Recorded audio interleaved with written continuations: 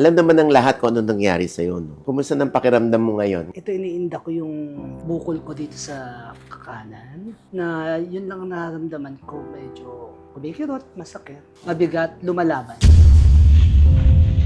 Kaya nga nung kay AK, nung binasa ni AK yung message mo sa kanya, hindi niya na napigilan eh. May trabaho kasi ko, tapos magpapabenefit show ka para manghingi or ano. Feeling mo malalaman pa nila na may sakit ako, gano'n? Naaawa ako sa sarili ko, naaawa rin ako sa mga magbibigay.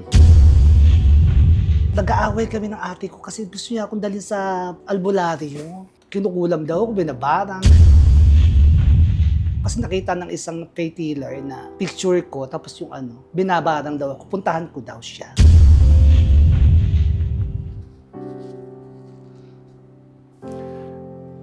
Kaya ako kumuha nung kasi Kasama po natin ngayon ang icon pagdating sa comedy. Oo. Ate Gay. hello po, Oo. magandang Ate araw. Gay, oo. Alam naman ng lahat kung ano nangyari sa'yo, no? Kumusta ng pakiramdam mo ngayon? Ngayon ay September 23 ng 11 a.m. Kumusta si Ate Gay? Ito iniinda ko yung bukol ko dito sa kanan na yun lang ang nararamdaman ko, medyo kumikirot, masakit, mabigat, lumalaban. So, nung nalaman mo na may cancer ka, Ate Gay, ano yun? Araw-araw ba iniisip mo siya? Nung sinabi sa akin ng doktor, hindi ako naniniwala. Kasi hindi ko siya maramdaman, para lang sa sugat. Tapos nung lumabas siya doon, ako umiyak. Alos araw-araw umiiyak ako. Sabi ko, ano ba yun? Tapos yung papaliitin yung bukol, hindi maoperahan, wala na daw cure, papahabain lang ang buhay. At hanggang kailan? Ang tanong ko. Sabi ko, Pero Ate Gay, medyo na-weirduhan yung iba doon sa naging pahayag mo noon na ganito ba makipag-usap ang doktor sa pasyente na parang hindi niya binibigyan ng hope yung tao, like katulad nga ng nabasa namin na parang hindi ka natatagal ng 2026 o hindi ka naaabot. Anong takbo ng conversation nyo? Ito ba yung first mo? pero in-explain naman nila na prangka. Hiningi mo ba? Prangka daw sila. Prangka sila. So, tinanggap mo na, sige, prangka kayo. Tatanggapin ko kung ano maririnig ko. Hanggang kailan ako tatagalin? Abutin ba ako ng next year? Hindi ka naaabot ng 2026. Ang sakit. Gusto kong sabihin, Diyos ka ba? Ikaw ba nabigyan ng buhay sa akin? Inaisip ko si Ate V ang naglinya. Hindi si Ate Gay. Hindi si Ate Guy. Kaya ayun. Hindi ka pa naiyak noon. Hindi pa. Kasi Hindi pa mag-sink in. Hindi nagsisink in sa akin. Eh. Nung paglabas lang nila sa ako, naiyak. Sabi ko, ba't ka? Sorry, habang lumalaki siya, hindi mo muna siya napacheck up? Or kahit yung ganito lang kalaki, hindi mo napacheck up? Dapat-check up ko kasi hindi napantay yung mukha ko eh. Tapos, nagpatingin ako sa ENT. Magpa-ultrasound daw ako. Ultrasound ako sa eye scan, result. Magpa-CT scan ka. Balik na naman ako. QC tundo ha. Pero balik-balik ako yata ako mamamatay sa pabalik-balik. Tapos? Hindi na lang yung magpa-ultrasound ka, mag-CT scan ka, magpa-biopsy. Hindi pa din diretsong ganun. After nung CT scan, pa-biopsy ka na. Sabi ko, baka masakit po yun, Dok. Tutusukin ka lang yun. Kukuha lang ng laman. Nagpa-biopsy rin ako dun sa ospital na yun. Doon lang ako biopsy sa clinic, hindi sa operating room. Tinusok lang nila ng walang anesthesia. Para ako nakasakay sa Ferris wheel. Nakahawak talaga ako sa nose. Tapos, okay na po ba? Sorry, natatawa ko. Tapos, tapos dalawa pa, isa pa ang tusok. Ganun. Tapos, ang tatlo, ending after 2 weeks, tumutubo na yung bukol na pinagtusukan ng biopsy. Ang result naman ng biopsy, benign. Nung benign, ang bongga, hindi siya malignan. Kaya show ako ng show. Punta ako ng Bermuda, punta ako ng Canada uli. Pabalik-balik ako sa Canada nung mga after ko ng biopsy. Doon na lumaki sa Canada. Doon na talaga siya parang pistula. So, sa Canada, Habang nagsushow ako, dumudugo siya. Hindi alam ng mga tao, nagpapatawa na ako. Pero may iniinda akong sakit. Sa Vancouver, sa Prince George, sa Kelowna, saka sa Kamloops. Natapos ko yun mula August 5 hanggang August 28. Na hindi ako lumabas, na hindi ko na-enjoy yung Canada dahil na any monument, nagsumisirit ang dugo dito sa liit ko. Buti sa eroplano, ang bait-bait dito kasi hindi siya dugdudugo. Hanggang sa pagbaba ko ng eroplano, diretso na ako sa Manila Doctors. Doon na ako na-confine ng mga 1 week. August 28 hanggang September 4. Okay. September 5, nag-out ako kasi may flight ako. September 6 sa Jensen. Kasi may Teacher's Day at anniversary ng bayan ng Tupi sa South Cotabato. Nag-perform pa rin ako doon kahit galing ako sa ospital, kahit may... Kasi nauuhan ko na yun bago ako mag-Canada. Tapos after nung Tupi, uwi ako ng September 8 habang nasa General Santos Airport ako. Sumirit ang dugo, naliligo ako dito. Takbo ko sa clinic. Ang babait ng mga janitress. Tinulungan ako pumunta sa clinic. Takbo ako, takbo. Pagdating sa clinic, binalutan lang nila ng para hindi umagos ang dugo. Hanggang sa nakasakay ako sa aeroplano. Napunong-puno ng dugo ito na inano ko lang ng jacket. Diretso uli ako sa ospital. 1 week na naman ako na-confine. Ayun, doon ko nalaman na cancer pala siya. So, nung nalaman mong cancer pala siya, anong reaction mo noon? Now, kasi from benign to, eto na to, cancer na pala to. Cancer! Ganun. Oo. Parang gano'n. Hindi, parang Hindi pa rin nag-sink in sa'yo. hindi ko maramdaman eh. Ano ba yung feeling na may cancer ka pero ba't ganun pa rin ang feeling mo? Parang normal pa Parang rin. normal pa rin. Tapos nagpe-PET scan ako. Ang result naman walang umawang cancer. Ito lang siya.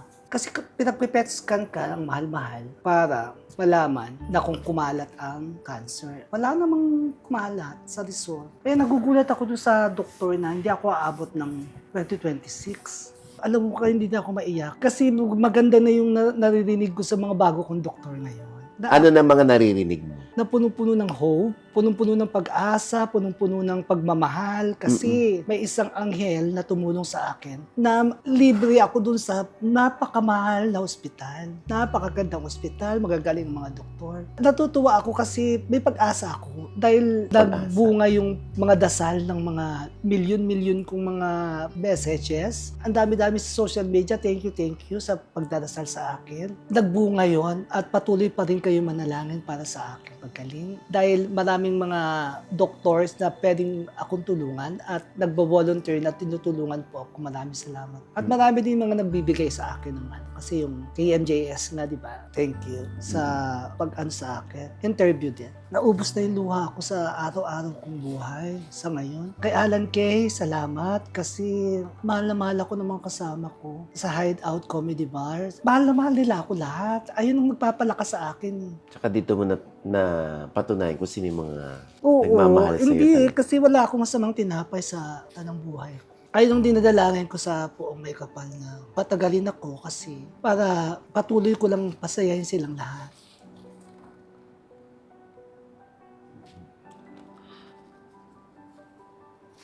Pag sinasabi mo na parang naudlot yung pagpapatawa mo, yung pagpapasaya mo sa kanila, naiiyak ka, no? Kasi nga, yun Kasi ang alam yung mo. araw-araw kong buhay, alam mo ba, yung comedy bars, 30 taon ako sa comedy bars. 1995 hanggang ngayon, hindi ako nagpapalit kasi gusto ko ng mga may-aring pumasok. Yung pribilehiyong mahalin ka ng mga may-ari. Yung kahit ayaw mong pumasok, mapipilitan ka kasi mahal na mahal ka ng mga may-ari. At saka maraming mga nag-aabang sa akin sa comedy bar. Ayun ang, kaya hindi ko maiwan-iwan yung comedy bar. Ayun, isa sa dahilan yung gusto ko ng mga nagmamayari. Kaya nga nung kay AK, parang nung binasa ni AK yung message mo sa kanya, hindi niya na napigilan. Matagal niya na akong gustong gawa ng ayoko. Ayoko kasi ng mga nangaabala. Ayoko kasi nung may trabaho kasi ko, tapos magpapabenefit show ka para manghingi or ano. Feeling mo malalaman pa nila na may sakit ako, ganun? Hindi. Yung magbibigay, alam ko naman mga mahihirap ngayon yung mga tao. Ayoko kasi makaabala. Kasi yung entrance fee okay na yun sa akin, pero yung magbibigay pa yung naawa ako sa sarili ko, naawa rin ako sa mga magbibigay. Sino na sa mga celebrities dito sa industriya yung ilan pa sa mga nag-extend ng help sa'yo? Kong Jolo, dahil ako yung nag-ano sa kanya, Campaign. Sa campaign campaign. nung habang meron na akong hindi pa halata, February yun eh. Meron na ako nung parang B9 dito, Okay. bukol-bukol. Hindi pa halata noon, si Mariel Rodriguez na Minessage ko siya. Si Doc Mark Lapid, Senator Lito Lapid, thank you. Si MC Lassie, ang Bex Battalion, thank you. Mga nagbigay yan. Ito nga, yung isang anghel. Nilibre po ako sa chemo, sa radiation, para mabuhay po ako. Ang mahal-mahal ang ospital na yun. Maraming salamat. Ma'am Shea, Caballo Revilla. Thank you po. Sabi ko sa kanya, gusto ko pang mabuhay.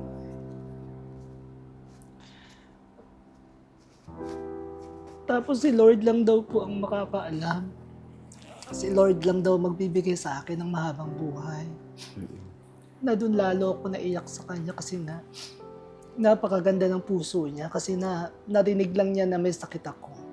Tinawagan niya agad yung doktor at pinausap at ang ganda-ganda ng treatment sa akin doon. Thank you. Na 35 days radiation ko kasi hindi ako pwede sa bagong CyberKnife. Yung bago na sa Pilipinas lang may ganun. Okay. 5 days lang na radiation yun. Dito lang sa Na-avail? Asian hospital may ganun. Ah, okay. 5 days. Hindi ako pwedeng gamitin yon CyberKnife kasi malaki na yung bukol. Hindi pwedeng gumamit. Kaya kailangan yung 35 days na radiation. May isa pa silang napakagaling na machine para sa radiation. Ang Asian hospital lang may ganun kaya ang dami nagpapagamot dyan na may cancer. Thank you po, Ma'am Shea Cabal, kasi artista po ako ng Gabay Guro. Thank you sa pagmamahal niyo po sa akin. Oo. Thank you. Kasi yung Gabay Guro, di ba, annual yan, di ba? Opo. Na nandun ka. Opo. Lagi po akong kinukuha ng Gabay Guro. Umiikot po kami sa buong Asia para magpasaya ng mga teachers kasama ang mga magagaling nating mga swimmers like Regine Velasquez, Gary Valenciano, Ogie Alcacid, Bina Morales. Ay, madami pa pong iba. So ito yung bilang pagpupugay lang kay Ate Gay. So, kaya ang suporta sa iyo ng Gabay Guro, lalo ni Ma'am Salamat. Shea. So, ano na yung routine mo everyday? Bahay. Palit lagi nito, kain, ospital. Kasi mag-start pa lang ako sa Monday, sa radiation and chemo. Tapos sa Asian yun, sa Muntinlupa, nasa Quezon City ako. Kaya maghahanap ako ng patutuluyan doon sa malapit sa kanila. Oo para nga, doon. naghahanap ka na. Kesa naman yung, baka doon pa ako kaya nga naggalito ako dahil may sakit ka na, masasagasaan ka pa. Kaya ka Kaya early warning.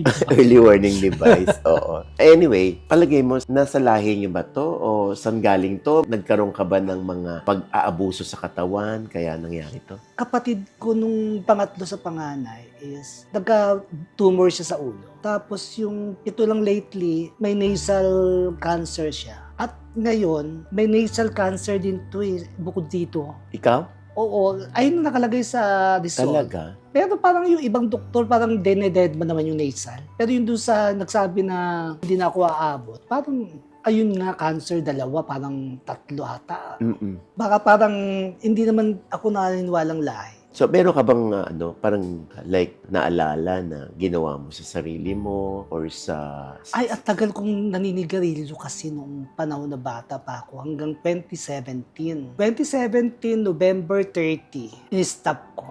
Biglaan. Mula 19 years old ako hanggang November 30, 2017, in-stop ko. In-stop. Walang mga try uli. Wala. Siguro doon.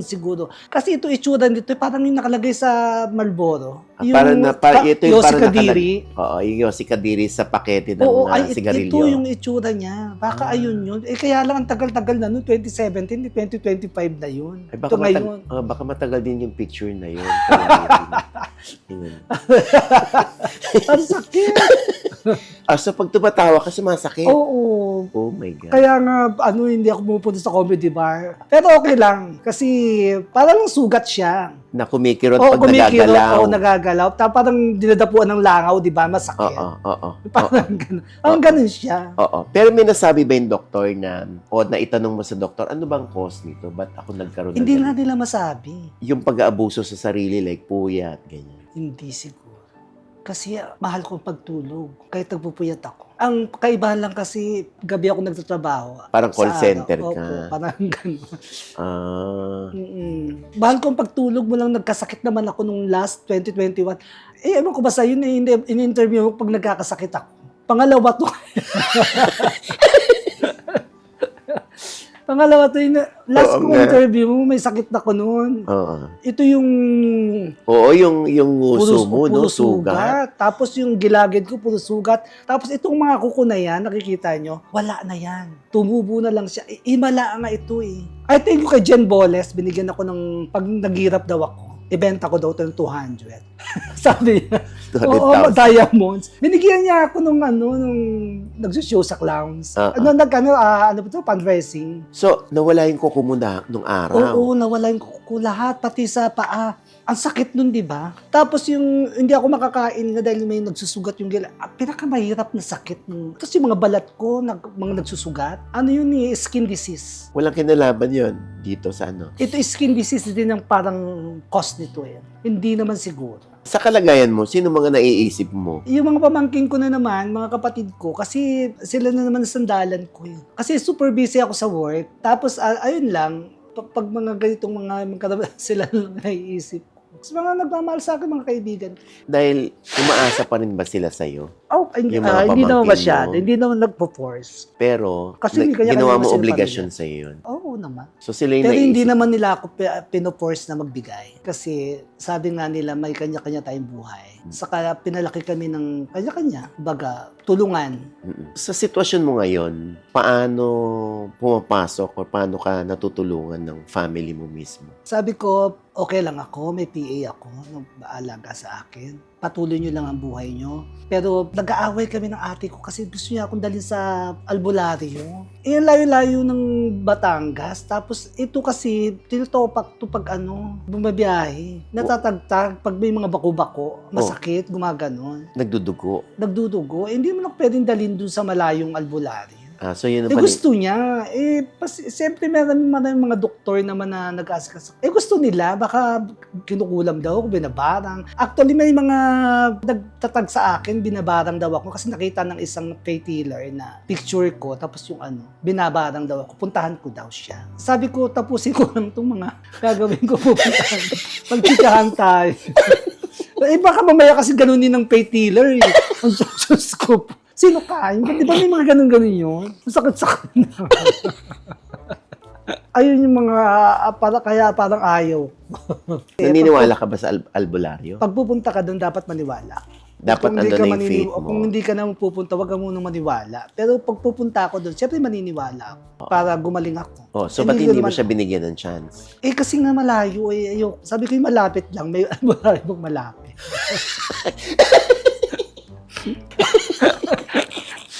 Di ba ganun yung mga yung susuntukin ka, tapos pangalan mo? Kasi nasubukan Umalis ko ka na. dyan. Oo, nasubukan ko na kasi pumunta sa mga ganyan. Tapos pipikit ka, tapos tatanungin ka, lalaki ka babae? Natulas, sasagot mo babae. Lalaki. Natulas, sasagot mo lalaki, kala mo sabi mo, babae. Ganon. Ba't ka pumasok? Bakit pumasok sa katawan? Parang ilang taong ka na. Sabi ko, yung dad ko, natural. Natanong mo. So hindi pa sumasanib sa katawan. Oo. Ikaw pa rin yung nagsasalita. Oo, ako pa rin. Yes. Sorry po sa pinuntahan ko ng albularyo. Pero napakabait na pinagdarasal nila. Kaya yung sa ate ko, nag-aaway kayo, pupunta tayo doon. Baka ampasin to ng ng ting-ting. Tapos sabihin sa'yo, sino ka?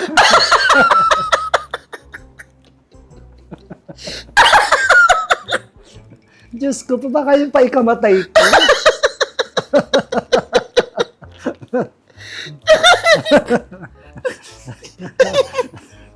Nakakatawa yun. Tapos sasabihin, sige nga, mag-mash up ka.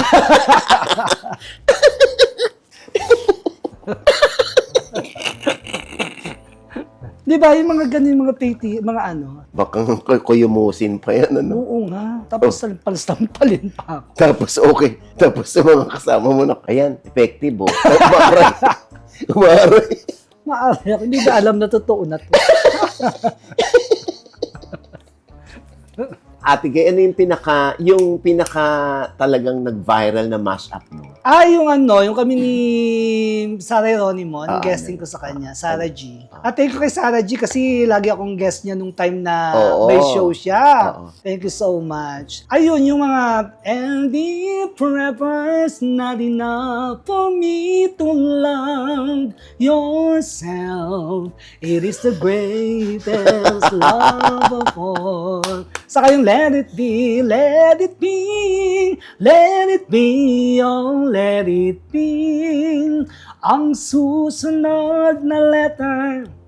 Letter C. Wow, hindi ko pa sure. Tuloy natin, letter C. Letter C. Letter C, oh letter C. Ang susunod na letter. Letter D. Ay, ala! Alam ko magtatanong ka pa sa camera mo. Ayan, binigyan tayo ng libreng show ni Ate Gay. Nasambit mo yung pangalan ni Chocolate kay Jessica Soho. Oo, sabi ko wag niya ako munang kunin, chocolate. Kasi kadamihan sa mga duo, di ba namamatay? Wag muna. So pagka ganyan, dapat hindi ka nag-iisip ng Ay, hindi. ng Kasi kung mahal ako ni Lord, sabi ko nga sa kanya, dinalangin ko na kung wala na ako mission, kunin niya ako. Pero kung sabi ko sa kanya, gusto ko pang magpasaya. Kasi halos lahat ng kontinente, napuntahan ko na. Kumbaga, parang ang swerte-swerte ko kasi nakakapunta ako sa mga bibihirang puntahan ng mga Pilipino, like Malta, like Bermuda. Kumbaga, ang taray ko naman, nakakapunta ako sa mga mahirap puntahan. Oo. Sabi ko kay Lord, kung kukunin niya ako, nang wala pa akong silbi, kunin niya na ako, okay lang. O, tatangkapin ko po. Pero, huwag niyo na po akong kunin kung may silbi pa po ako sa mundo. Like, magpatawa ng tao. Mahalin ng mga pamangking ko habang gusto ko pang makitang maging successful sila. Tapos, nakita yung mga kasama ko sa work na magtagumpay din. Parang gano'n. Ayan na. Pag naiisip mo yung pamilya mo, no, hindi mo mapigilan talaga na umiyak ka maiyak ka. Walang namatay nanay ko, saka wala na kasi akong parents. Namatay din last year, 2020. So pag gumaling si Ate Gay, ano yung ibabalik niya? Bilang, dahil gumaling ako, ito ang gagawin ko. Magpapabalakang na ako. Pasensya. Saka magpapapuki na ako. Ano ba susunod? Ibang image ang gagawin. Actually, ito, suso to eh. Bababa lang siya. Hindi po. Pagbalik ko, siyempre, more energy. Kung may mag-o-offer sa akin, tumatanggap ako ng libreng show sa mga benefit show, sa mga concert. Basta yung mga libreng kung makakatulong. Madalas din akong mag-perform sa ganyan. Yun ang pangako mo sa sarili mo na magpapasaya ka naman ng mga pasyente. Ibinigay ko na kay Lord ang sarili ko. Papasaya po ako. Pag binuhay niya po ako.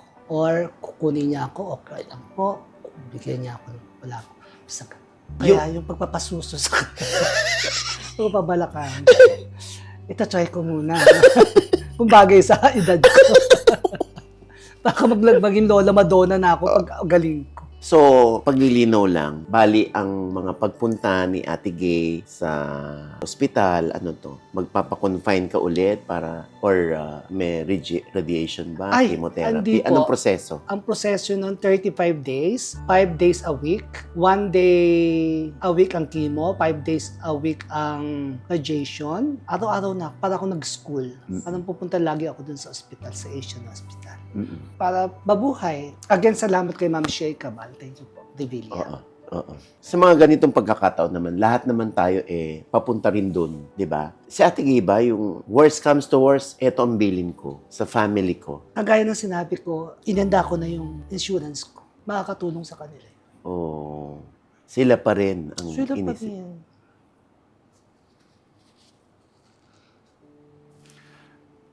Kaya ako kumuha nung kasi na yung nagkasakit ako dati na.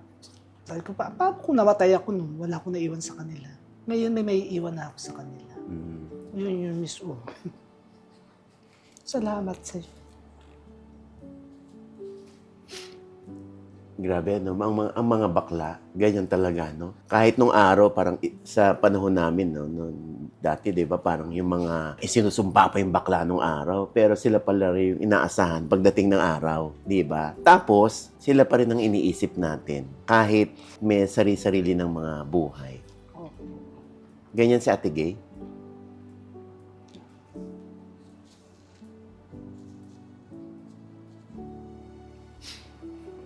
Basta mawala man ako sa mundo, okay silang lahat.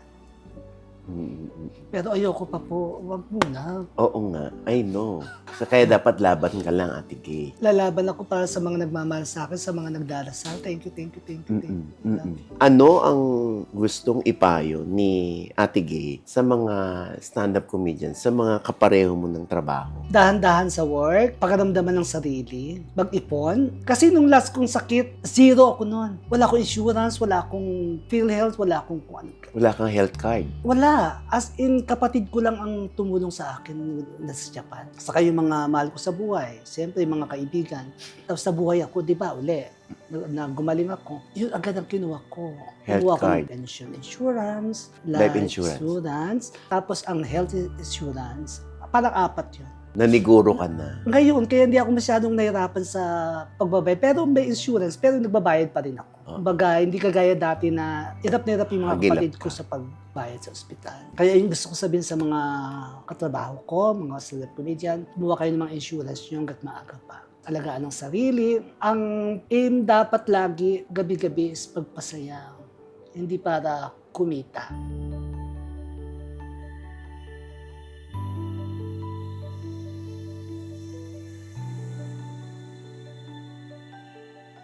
Abracadabra, baunana, abracadabra, morta ugagang. Abracadabra, I'm so lost without you, I know we were right, believe it for so long. We're going up, up, up, ka namang lumayo. Hindi ako bibitaw sa'yo. Up, up, up, beautiful Sunday. That's Ate Gay. Maraming salamat.